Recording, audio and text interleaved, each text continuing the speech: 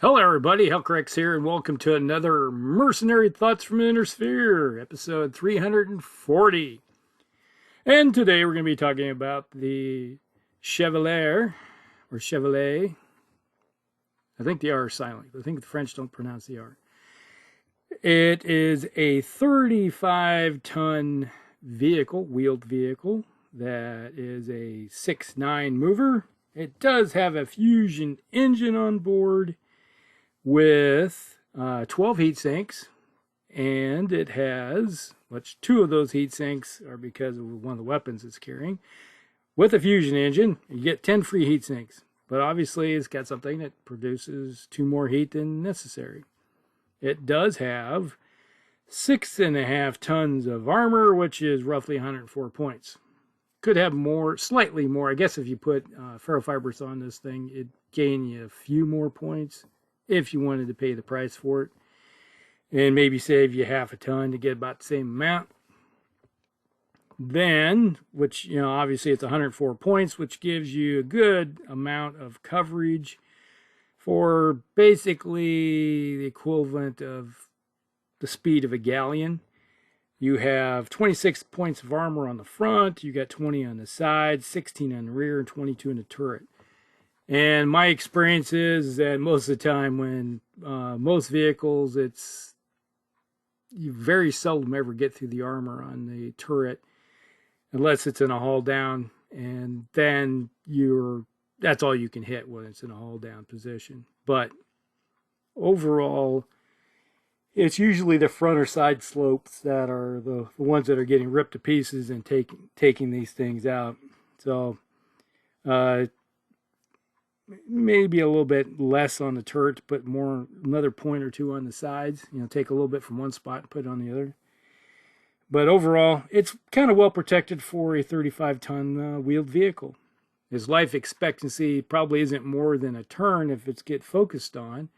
And 6'9" really isn't all that fast, but it'll get the job done. Now, the weapon systems on board. Okay, we have an ER large laser. This is where those 2 extra heat sinks come in. You get 4 more hexes or inches of distance with that ER at the cost of 2 tons. So really, to be honest, I would rather just put a standard large laser and maybe take those 2 tons and apply it to something else, like some machine guns or a flamer or something of that nature, because you can put a vehicle flamer on board and save yourself some tonnage for a little bit more and something that can do some anti-infantry work.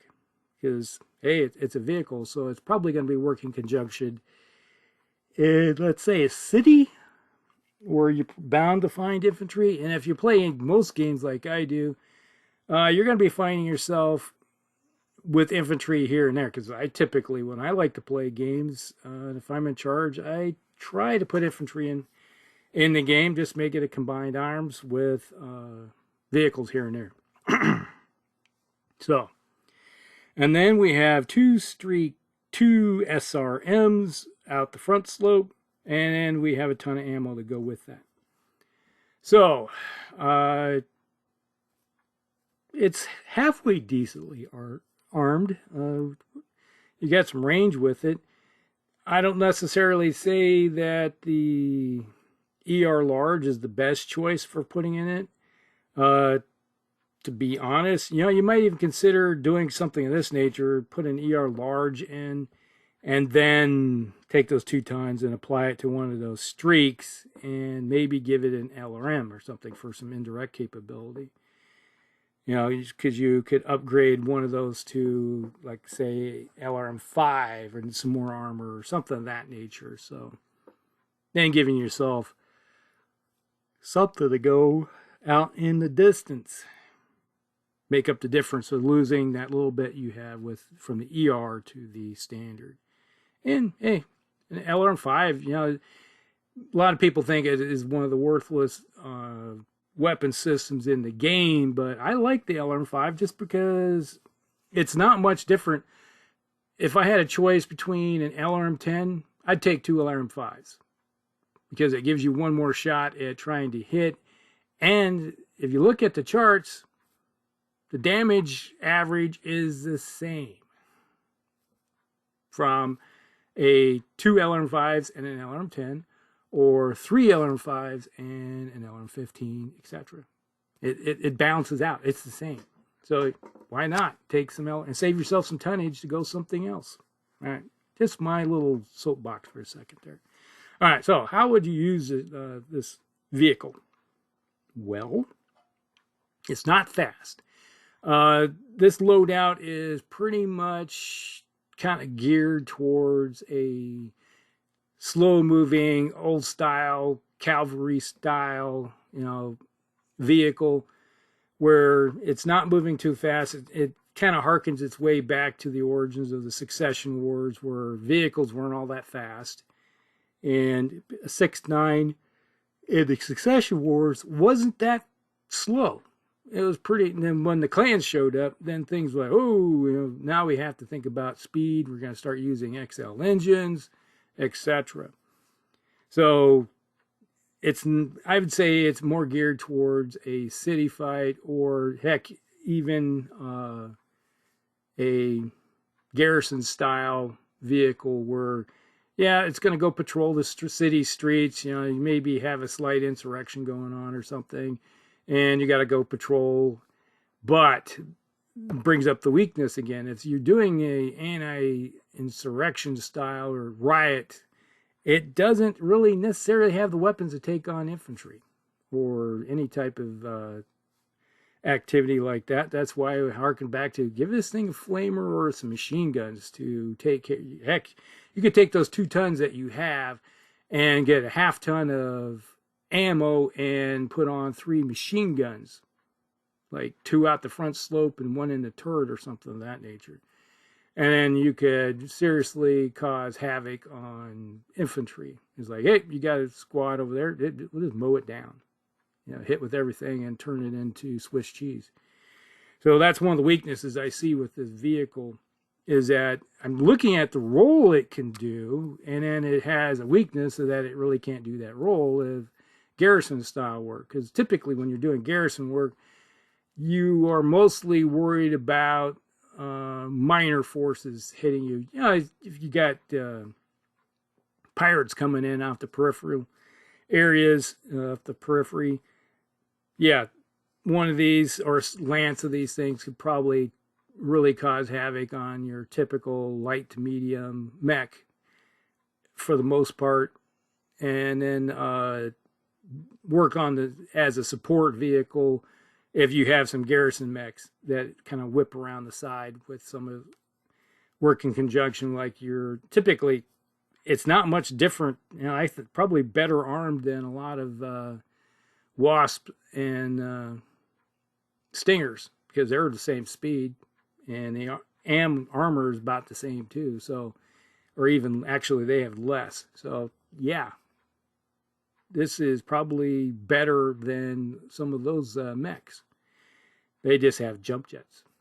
There you go. All right, so that's kind of like how I look at envision using these things. Is now if you got a big game and you want to throw some points in, because they're not that expensive. Well, the battle value is 660 points roughly, so they are the equivalent point that you're going to find with a lot of light mechs. Like I stated, the Stingers and Wasps and stuff like that. But maybe slightly useful. All right. So if you got some points and you want to toss them in there someplace, yeah, just look at that. Now, there are a few other versions of this vehicle. All right, there's a BAP version by the Explorer Corps for the, it's like, well, this thing was obviously, they say, is produced during the Star League, and then during the Succession Wars, it kind of got taken out. But Comstar still uses them. So the BAP version by the Explorer Corps basically removes armor in favor of a Beagle probe and a machine gun, which, and this is less, by 15 points less than your 600 points. So it's a lot cheaper, It also takes an account that, yes, we do have a weakness and we need something to take care of the foot sloggers with at least a machine gun, and the Beagle Probe allows you to find some stuff. So there, kind of may be useful, but at the expense of 2 tons of armor, roughly. So, or actually, I think it's 3 tons of armor. So basically, you're cutting your armor in half. Not really a great thing. I think you're just better off dropping to a standard large laser and cannibalizing out those 2 tons right there from the heat sinks, and then throwing on your Beagle Probe and your machine gun. So right there, that's 2.5 tons. So yeah, you got to think about that. So basically, it's got 4 tons of armor. All right, so you could cover half of that with just a standard large laser. Yep. All right, now the speed version. This one was put together by the Comm Guards. Once again, this one increases the speed by a pip. So it's now is 711 instead of a 6.9. So now you get some good speed with it, but they had to remove 2 tons of armor and one of the missile launchers. So now you just have you still got the ER large laser and an SRM2 streak. And once again, I think you've been better off with just getting rid of the ER large in favor of the standard large laser, and that would save some of your tonnage that you're kind of cannibalize. And it comes in about 15 points above 600, roughly 613. And now you got a kind of a fast-moving vehicle. Okay, not bad. Now you're able to move around with some slightly faster light mechs and some of the medium mechs that have some good speed, and you can get to one place to the other. And you do have the large laser to cause some havoc if necessary. So that's not bad, not a bad design. You're just cannibalizing weapon systems to get there. So now, then the last one is the MML version. All right, this came out in the Jihad. This is about 670 points. All right, this one keeps the ER large laser still, and then the SRMs are removed for a MML5 with 2 tons of ammunition. So now you're taking into account the capability of doing some SRM work, ER. This is basically how I'd run this thing, was an ER and ton and a SRM ton. So now you have some long range capability, and then you have some hit in your face type capability. You know, and it's upping the points by only 300 or not 300, but 3 points from the original base version. So not bad. And most of the time, if you're playing this vehicle the way you should be, you probably don't want to get too close, because obviously a vehicle like this, when it starts getting close, it's like, oh, look at that. It's a slow-moving vehicle. Let's just kill it now. Get rid of the nuisance, because it doesn't take, especially if you get some lighter to medium mechs get into the flanks of these things and hitting in the sides. Yeah, it's like 20 points won't last very long. It's going to either motive damage it, slow it down even more, and then it's done. And that's the problem you have if you get any crit chances for motive hits on a wheeled vehicle. You got some pluses there, so the odds of it being motive dropping down a pip or 2 or 3 or even half its movement capability on one turn guarantees that it's dead the next turn. So yeah, having a little bit of distance keeps these things alive. But overall, that is a Chevalier 35-ton light tank. All right, so go ahead, like and subscribe, share with your friends, and we'll see you in the next one. Elk Rex out.